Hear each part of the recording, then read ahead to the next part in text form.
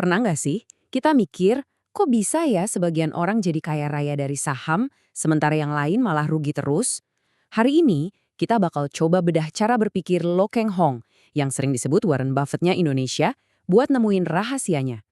Oke, kita mulai dari pertanyaan paling dasar yang sering bikin orang takut. Emangnya pasar saham itu cuma kasino versi canggih? Tempat buat untung-untungan doang? Ini beneran investasi atau cuma judi? Nah, buat jawab pertanyaan itu, kita harus mundur sedikit. Kita coba pelajari dulu kenapa sih kok banyak banget orang yang rugi. Kita lihat langsung dari pengalaman seseorang yang pernah jatuh bangun di dunia saham. Coba bayangin, kita balik ke tahun 1989. Waktu itu, Lo Keng Hong jelas bukan seorang pakar. Dia cuma seorang pegawai bank biasa yang ngeliat teman-temannya dapat cuan gede dari pasar saham yang lagi booming. Ya, dia jadi ikut-ikutan. Dan dia sendiri ngaku ya, waktu itu dia membeli kucing dalam karung. Tahu kan peribahasa itu? Artinya dia beli saham, ya beli aja nggak tahu itu perusahaan apa, bagus atau enggak. Pokoknya ikut-ikutan aja. Terus hasilnya gimana? Wah, beberapa tahun pertamanya itu kacau balau. Strateginya waktu itu simple banget dan sayangnya salah besar. Beli saham IPO terus jual cepat. Yang ada malah rugi terus-terusan, sampai nilai investasinya amblas, hilang setengahnya. Pengalaman pahit inilah yang ngasih dia pelajaran super penting. Pasar saham itu nggak punya belas kasihan. Orang bisa rugi besar bukan karena pasarnya yang jahat, tapi karena mereka bertindak kayak penjudi. Cuma ngandelin katanya, ikut-ikutan tren, atau dengerin kata influencer bukan riset sendiri. Terus gimana caranya dia bisa bangkit lagi? Nah, jawabannya ada di sebuah filosofi yang dia ciptakan. Sebuah ide yang kedengarannya sederhana banget, tapi ternyata mengubah segalanya. Dia nyebutnya filosofi Mercy harga baja. Coba deh bayangin, kita semua tahu Mercy itu mobil bagus kan? Baja itu ya kendaraan roda 3. Inti filosofinya adalah cari perusahaan sekelas Mercy yang kinerjanya luar biasa, tapi tunggu sampai pasar lagi panik dan ngejual sahamnya seharga baja. Strategi ini ngasih dia sesuatu yang krusial banget, namanya margin of safety atau batas aman. Ini benar-benar memutarbalikkan logika umum. Kan biasanya kita mikir mau untung gede, ya risikonya harus gede juga. Nah, filosofi ini justru sebaliknya. Risikonya rendah, tapi potensi keuntungannya bisa sangat tinggi. Oke, teorinya sih keren ya. Tapi prakteknya gimana? Gimana caranya kita nemuin si Mercy harga bajak ini di bursa saham? Ternyata Lo Keng Hong punya aturan main yang simple banget.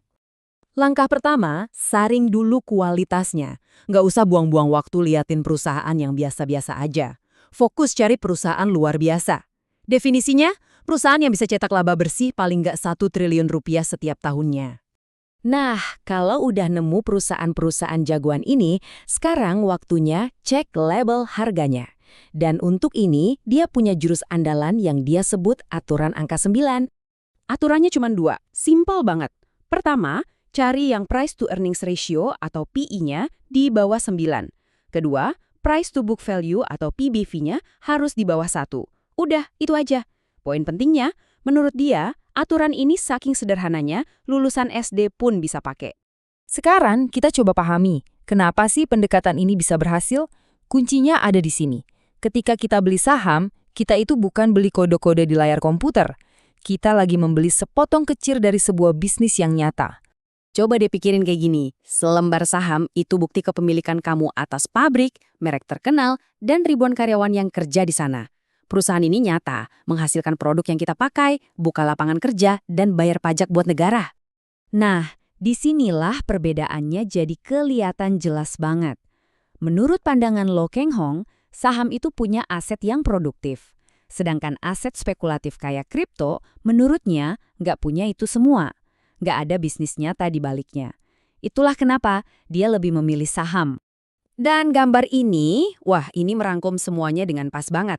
Kita akhirnya bisa jawab pertanyaan di awal tadi, apakah saham itu judi? Jawabannya, tergantung kitanya. Bedanya bukan di pasarnya, tapi di cara kita bermain. Apakah kita mau jadi penjudi atau jadi investor? Jadi, ini nih pelajaran terpentingnya. Bagi Lo Keng Hong, pasar saham itu bukan kasino. Pasar saham itu adalah sebuah alat, sebuah kesempatan yang bikin seorang pegawai bank biasa sekalipun bisa jadi salah satu pemilik perusahaan-perusahaan raksasa di Indonesia. Itu dia pembahasan kita kali ini. Nah, sekarang kami mau tinggalin kalian dengan satu pertanyaan untuk direnungkan. Kalau investasi itu intinya adalah membeli sebuah bisnis hebat apa yang ingin kalian miliki sebagian kecilnya?